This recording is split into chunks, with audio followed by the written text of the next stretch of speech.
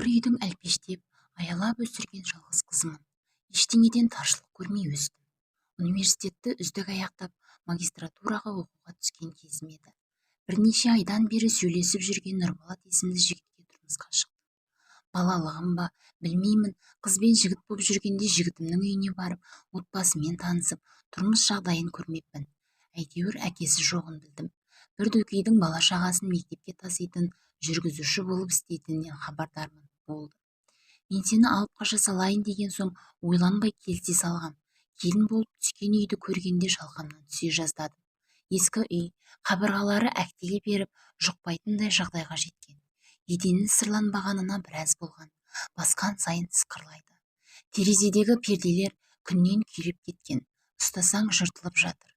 Қап-қараңғы. Күн көрмей әбден сәттеніп кеткен үй екен. Әке-шешемді жерге қараттым-ау деп ойладым. Атамыз осыдан 20 жыл бұрын қайтыс болған. Енеміз кейін біреумен шатысып, бір қыз туып алған екен. Аздап арақ құмарлығы бар көрінеді. Мен келін боп түскенде ішіп алып, ел жұртқа масқара болған. Босаға аттап қойған соң артқа қайтуға жол жоқ. Амалсыз өз еркіммен келдім деп әке-шешеме қолхат беріп жібердім. Әкем 5 баланың ішіндегі үкілеп өсірген жалғызының кеткеніне қатты қиналып, хабаршылармен тілдеспей жер бауырлап жатып қалыпты. Ақылы бар қыз еді ғой, неге ұзатылып кетпеді дей беріпті. Оны естігенде жүрегім ауырып, түн баласы жастық құшақтап жылай бердім. Енем құдалық жайын ойламады да, әруақтан қорықты ма, бір қой беріп жіберіпті. Қалың мал деген атымен жоқ. Қызым-ау, қандай жерге тап болдың? Елге не бетімізбен қараймыз енді деп анашым звондаған сайын жылайды. Мама, әлі-ақ бізде бәрі жақсы болады деп жұбатып қоям. Бірақ өз сөзіме өзім сенбейтіндеймін. Бір аптадан кейін Нұрболат жұмысқа шығатын боп қалаға кеттік. Ертеңіне осы қайынсіңлім колледжде оқимын деп артымыздан келіп алған.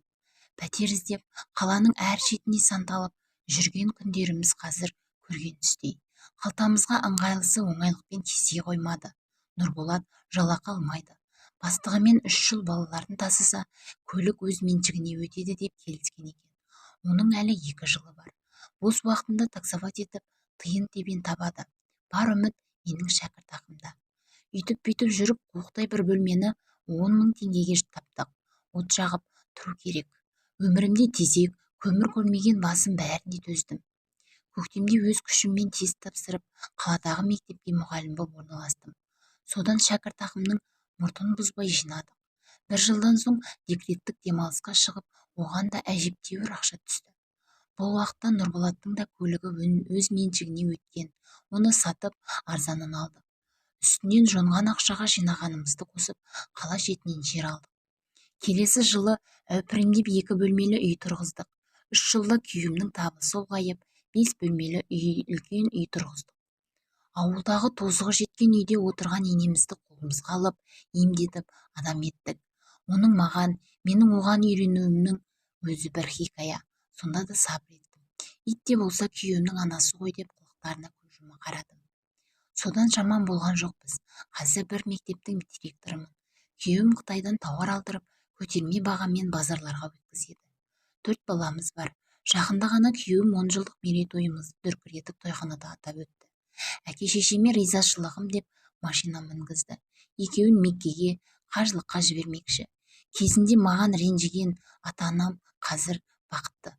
Нұрболат баламыз деп бәйек болып отырады. Қайынсіңліме бала күнін еске салып, сабырға шақырдым. Адам бақытты күтпейді, оны өзі жасап алады. Маған кім комфорт сыйлады деп жүре берсең, жете алмайсың. Өзіңе керек жағдайды өзің жаса. Еренбей, еңбектенген адамның алмайтын қамалы жоқ екенін қайынсіңліме де, басқа бойжеткендерге де айтқым келеді.